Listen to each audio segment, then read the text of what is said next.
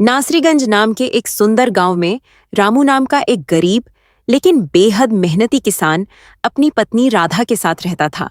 रामू हमेशा अपने खेतों में बहुत मेहनत करता था, लेकिन इस बार बारिश न होने के कारण उसकी सारी फसल सूख गई थी। हालात इतने खराब हो गए कि एक दिन रामू के घर में अन्न का एक भी दाना नहीं बचा। भूख से परेशान होकर रामू ने उदास मन से अपनी पत्नी से कहा, राधा, अब घर में खाने को कुछ भी नहीं है। अगर हमने जल्दी कुछ नहीं किया तो हम भूखे मर जाएंगे। मुझे पास के शहर जाकर कोई मजदूरी या काम खोजना होगा ताकि कुछ पैसे कमा कर ला सकूं और राशन का इंतजाम कर सकूं। शहर जाने का सबसे छोटा रास्ता उस पास वाले घने जंगल से ही होकर गुजरता है। राधा यह सुनकर बहुत घबरा गई। उसने चिंता जताते हुए कहा, लेकिन जी, वह जंगल तो बहुत ही डरावना और खतरनाक है। गांव के लोग कहते हैं कि वहां पुराने पेड़ पर एक भयानक चुड़ैल का साया है। जो भी वहां जाता है वह कभी लौट कर नहीं आता। आप उस रास्ते से मत जाइए, हम कोई और रास्ता निकाल लेंगे। रामू ने उसे तसल्ली देते हुए कहा, तुम फिक्र मत करो राधा, मैं बिना रुके तेजी से चलूंगा और सूरज ढलने से पहले ही जंगल पार कर लूंगा। रामू घर से निकल पड़ा और खाली हाथ ही काम की तलाश में उस घने जंगल के रास्ते से जाने लगा। जंगल में चारों तरफ अजीब सी शांति थी। सिर्फ सूखे पत्तों की सरसराहट और रामू के चलने की आवाज गूंज रही थी। वह अपने ख्यालों में खोया हुआ तेज कदमों से चल ही रहा था कि तभी अचानक तेज हवाएं चलने लगीं। पेड़ों पर बैठे सारे पक्षी शोर मचाते हुए उड़ गए।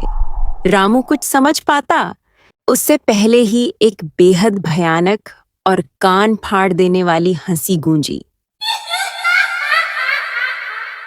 अगले ही पल एक डरावनी चुड़ैल उड़ते हुए आई और उसका रास्ता रोककर खड़ी हो गई।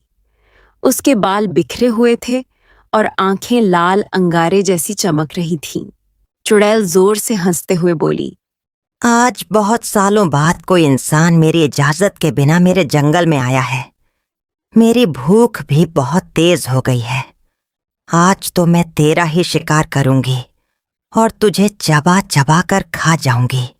रामू अंदर से बुरी तरह कांपने लगा था। उसे अपनी मौत सामने नजर आ रही थी, लेकिन उसने हिम्मत नहीं हारी और अपना दिमाग लगाया। उसने हाथ जोड़कर बहुत ही चालाकी से कहा, अरे चुड़ैल रानी, मुझ गरीब को खाकर तुम्हें क्या मिलेगा? मेरी हड्डियों में तो गोश्त ही नहीं है। मैं तो बहुत दुबला पतला हूँ। तुम्हारी भूख भी नहीं मिटेगी। अगर तुम आज मुझे जाने दो तो मैं वादा करता हूँ कि कल मैं तुम्हें इससे भी स्वादिष्ट और मोटा शिकार लाकर दूंगा। तुम पेट भर कर दावत उठाना। चुड़ैल थोड़ी बेवकूफ थी और खाने के लालच में आ गई। वह अपनी लालच भरी आंखों से रामू को देखकर बोली, स्वादिष्ट शिकार? ठीक है, मैं तुझे आज छोड़ रही हूँ, लेकिन याद रख, कल इसी वक्त मुझे वो स्वादिष्ट चीज इसी पेड़ के पास चाहिए। अगर तूने मुझे धोखा दिया तो मैं सीधे तेरे गांव नासरीगंज जाऊंगी और तुझे, तेरी पत्नी को और पूरे गांव को कच्चा चबा जाऊंगी। रामू ने हामी भरी और अपनी जान बचाकर तुरंत वहां से उल्टे पैर भागा। वह बिना रुके दौड़ता रहा और सीधा गांव के एक सिद्ध और ज्ञानी तांत्रिक के आश्रम में पहुंचा। वह पसीने से लथपथ था। उसने तांत्रिक के पैरों में गिरकर हाथ जोड़ते हुए कहा, महाराज, मुझे बचाइए। जंगल की चुड़ैल मेरे पीछे पड़ गई है। कल मुझे उसे खाना देने जाना है, वरना वह मेरे परिवार और पूरे गांव को मार डालेगी।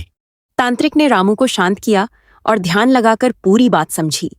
फिर उन्होंने मुस्कुराते हुए कहा, घबराओ मत रामू बेटा, वो चुड़ैल बहुत अहंकारी और दुष्ट है, लेकिन उसका अंत अब करीब आ गया है। तुम कल पूरे आत्मविश्वास के साथ उसी जगह जाना। मैं छुपकर तुम्हारे पीछे पीछे आऊंगा।